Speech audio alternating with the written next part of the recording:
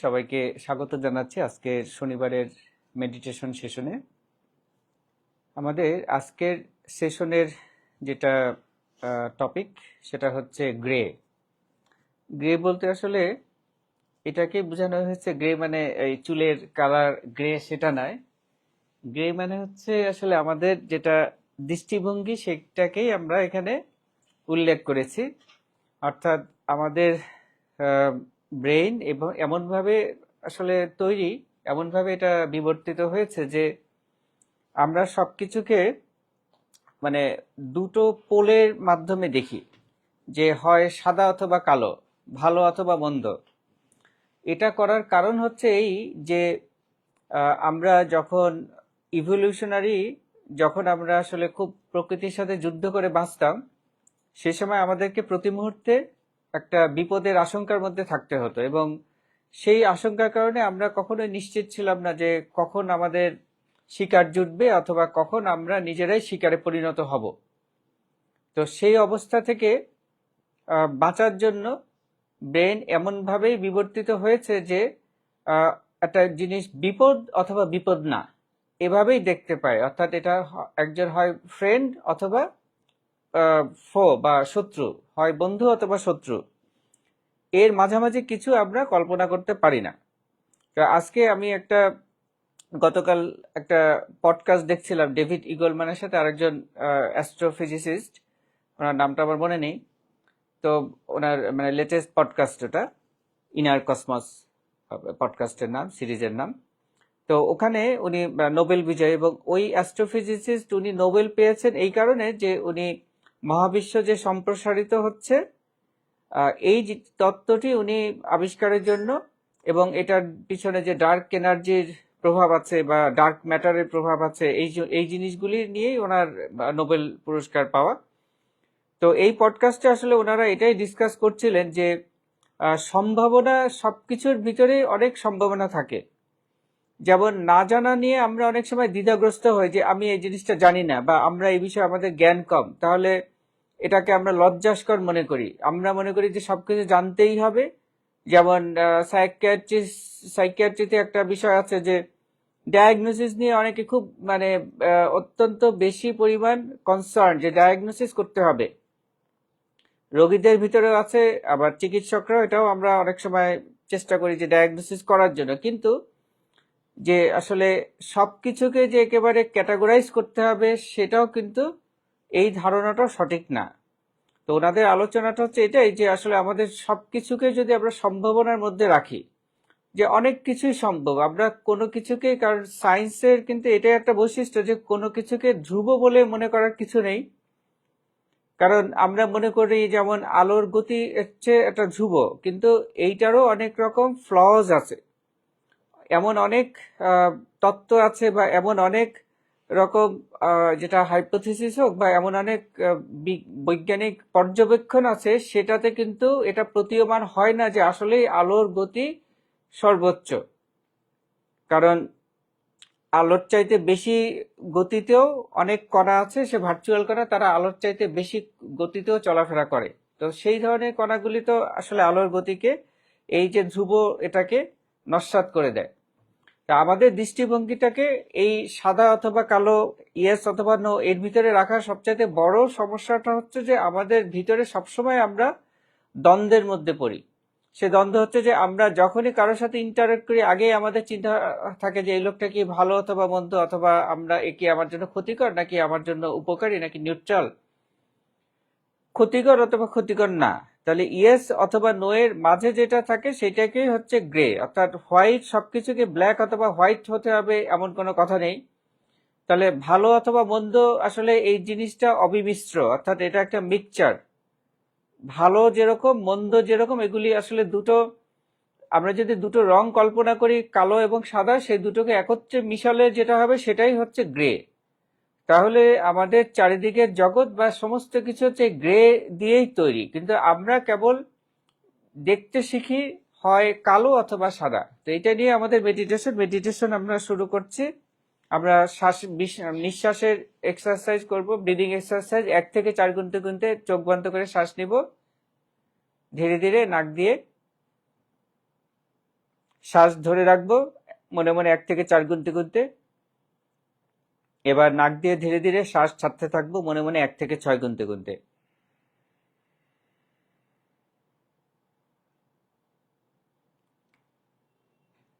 আবারও শ্বাস নেই 1 থেকে 4 গুনতে গুনতে নাক দিয়ে।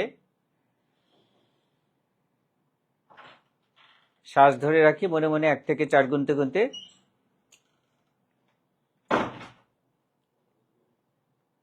এবার শ্বাস ছাড়তে থাকি মনে মনে 1 থেকে 6 গুনতে গুনতে।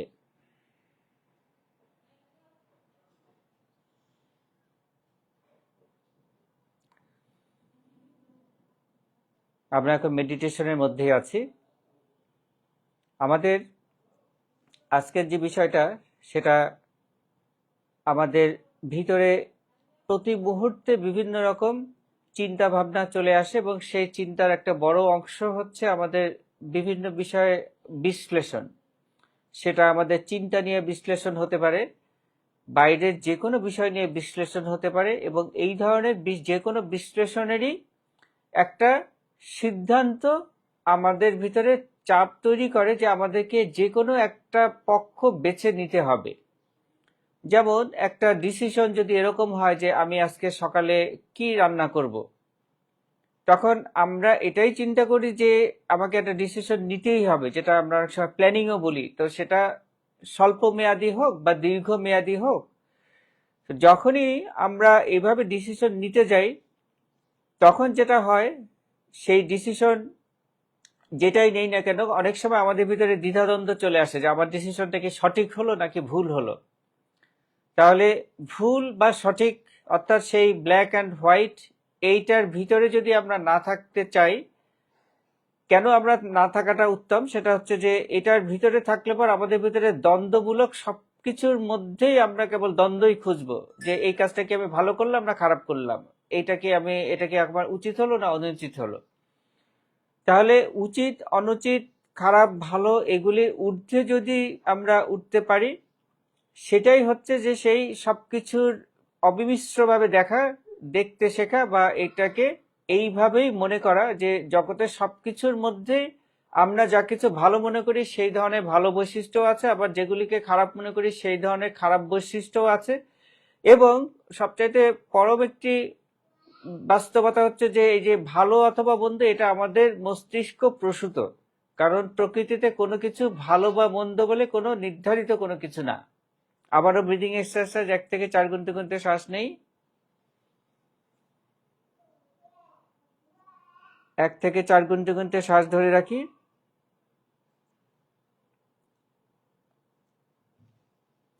এবার 1 থেকে 6 গুনতে গুনতে ধীরে ধীরে শ্বাস ছাড়তে থাকি।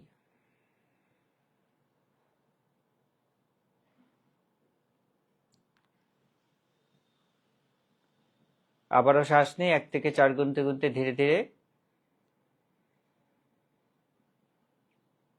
1 থেকে 4 গুনতে গুনতে ধীরে ধীরে শ্বাস ধরে রাখি। এবার 1 থেকে 6 গুনতে গুনতে ধীরে ধীরে শ্বাস ছাড়তে থাকি।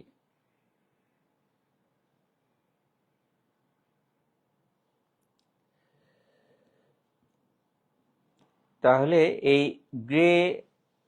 এই ধরনের পার্সপেক্টিভের আরেকটি উপসংহার হচ্ছে যে কোনো বিষয় আসলে নিশ্চিত সিদ্ধান্ত বা উপসংহারে আসারও কোনো প্রয়োজন নেই।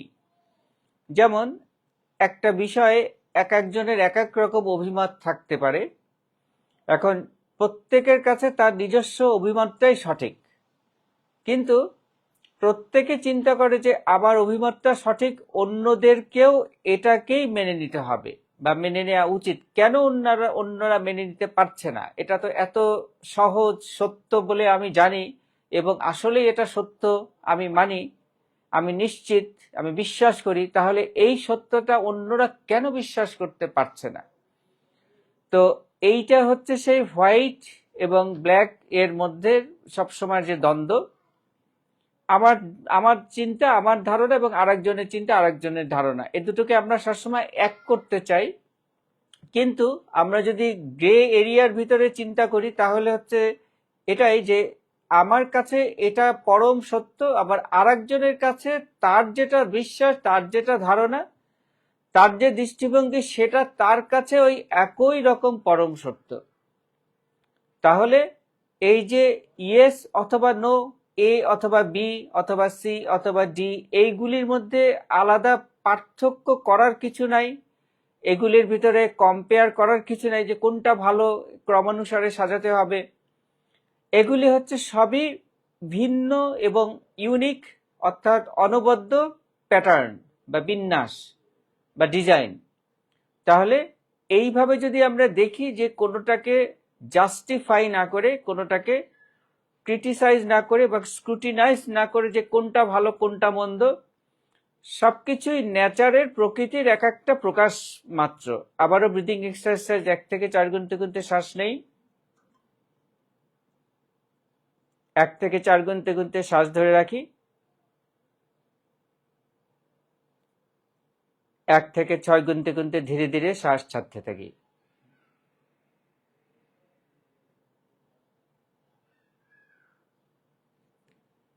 আবারও শ্বাস নেই 1 থেকে 4 গুনতে গুনতে,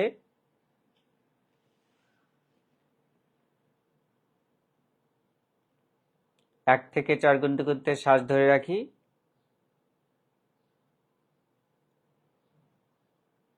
1 থেকে 6 গুনতে গুনতে ধীরে ধীরে শ্বাস ছাড়তে থাকি।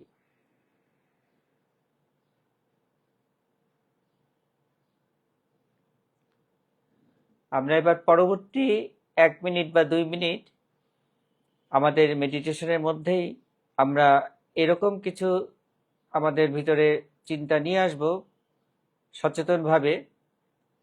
সেটা হচ্ছে এরকম যে আমরা সবকিছুকেই যে এরকম দ্বান্দ্বিকভাবে দেখি, ভালো বা মন্দ অথবা ইয়েস অর নো, সাদা বা কালো, এইটার বাইরে, অর্থাৎ এইগুলির আসলে কোনো অস্তিত্ব নেই। তাহলে আমরা যদি মানুষ না হয়ে অন্য কোনো প্রাণী হতাম, এলিয়েন হতাম, তাহলে তারা কি দেখতো? তারা দেখতো যে সবই একই রকম, পিঁপড়ার মতন, তাদের ভিতরে তো কোনো পার্থক্য নেই। একটা পিঁপড়ার ঝাঁকের মধ্যে সব পিঁপড়াই একই রকম।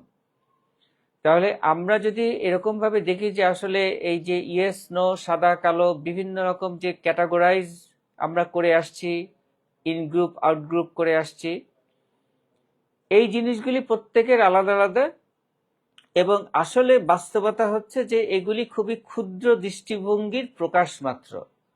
তাহলে আমরা আমাদের পরবর্তী 1 বা 2 মিনিট এই ক্ষুদ্র দৃষ্টিভঙ্গির বাইরে উঠে দেখার চেষ্টা করব যে আসলে সবকিছুই একাকার, কোনোটাই আলাদা বলে কিছুই না, এবং আলাদা কিন্তু সেটা হচ্ছে ইউনিক, সেটা হচ্ছে আলাদাভাবে প্রত্যেকটাই ইউনিক। এখানে ভালো বা মন্দ বলার কিছু নেই। ব্রিদিং এক্সারসাইজ, তারপরে আমরা এইটা 1 বা 2 মিনিট চিন্তা করব। ব্রিদিং এক্সারসাইজ 1 থেকে 4 গুনতে গুনতে শ্বাস নেই, শ্বাস ধরে রাখি 1 থেকে 4 গুনতে গুনতে, শ্বাস ছাড়তে থাকি ধীরে ধীরে নাক দিয়ে 1 থেকে 6 গুনতে গুনতে।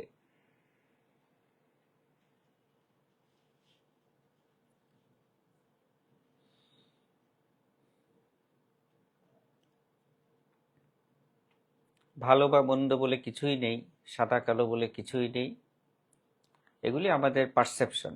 এটা আমরা জানি, নিউরোসায়েন্সও তাই বলে, এটা ব্রেইন এক এক রকম পারসেপশন তৈরি করে, এবং সেটা আবার পরিবর্তনশীল কনটেক্সটের সাপেক্ষে, অর্থাৎ ব্যাকগ্রাউন্ডের সাপেক্ষে সেসব কিছু পরিবর্তিত হতে পারে। আমরা অনেক অপটিক্যাল ইলিউশন দেখেছি, এমন কোনো কালার গ্রে, সেটা সাদার বিপরীতে সেটাকে মনে হবে কালো, আবার কালোর বিপরীতে সেটাকেই মনে হবে সাদা।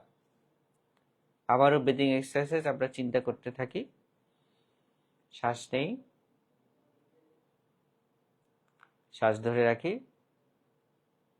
নাক দিয়ে ধীরে ধীরে 1 থেকে 6 গুনতে গুনতে শ্বাস ছাড়তে থাকি।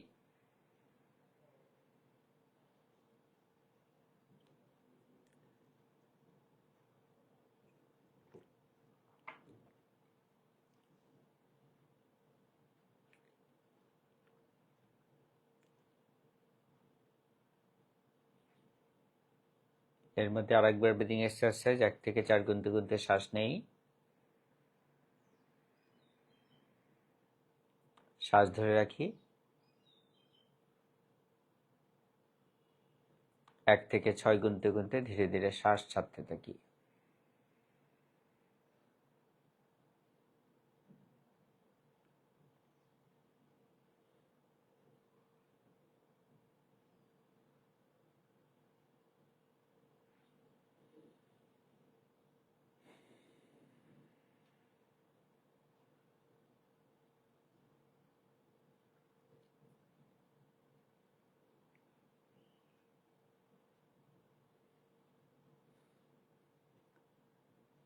আমরা যখন সাদা কালো ভালো মন্দ এই যে দ্বান্দ্বিকতা, এটার বাইরে যখন আমরা চলে যাচ্ছি, তখন কিন্তু আসলে কোনো কিছুই আমাদের কাছে দৃশ্যমান হচ্ছে না।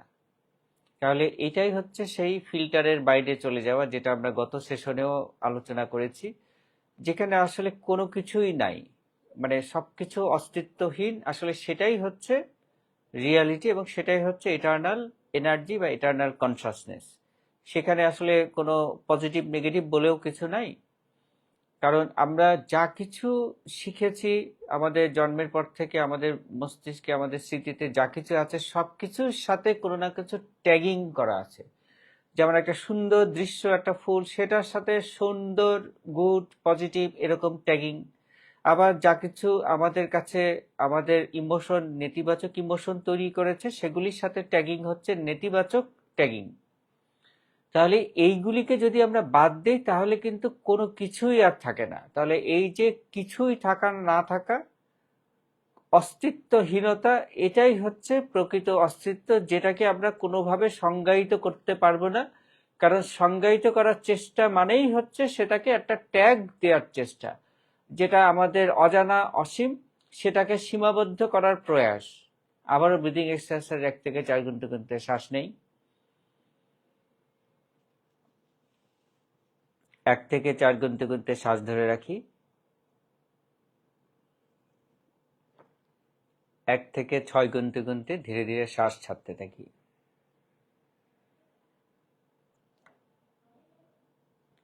আমরা আবারও সেই গ্রে নিয়ে চিন্তা করি। এই মেডিটেশনের মধ্যেই আমি কিন্তু আমার কফিটাও মাঝে মাঝে খেয়েছি। আমার ভিতরে চিন্তা হচ্ছিল যে এটা কি খাবো কি খাবো না, তার মানে কি এটা ইয়েস অথবা নো। তাহলে এই ইয়েস নো এর দ্বন্দ্ব থেকে আমি যখন বেরিয়ে আসলাম যে না, আমার মন যা চায় আমি তাই করব, আমার মন যেটা বলে আমি সেটাই শুনবো, এবং তখন আমি কফিটা খাওয়া শুরু করলাম, এবং আমি অনুভব করলাম যে এটা খাওয়ার ভিতরে আমার মেডিটেশন যেন আরো গভীর হচ্ছে। তাহলে এটাই হচ্ছে সে গ্রে এরিয়া, যেখানে ভালো মন্দের বিচার বিশ্লেষণের কিছু নাই, মনের ভিতরে যেটা আসবে সেটাকেই আমন্ত্রণ জানাতে হবে। আবারও ব্রিদিং এক্সারসাইজ 1 থেকে 4 গুনতে গুনতে শ্বাস নেই।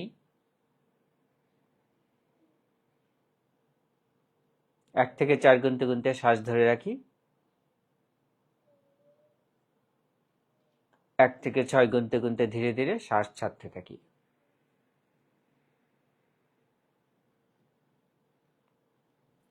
আমরা আরেকবার ব্রিদিং এক্সারসাইজ করব, তারপরে আমরা চোখ মেলে তাকাবো। 1 থেকে 4 গুনতে গুনতে শ্বাস নেই। শ্বাস ধরে রাখি মনে মনে 1 থেকে 4 গুনতে গুনতে। এবার ধীরে ধীরে শ্বাস ছাড়তে থাকি নাক দিয়ে মনে মনে 1 থেকে 6 গুনতে গুনতে। এবারে আমরা চোখ মেলে তাকাতে পারি।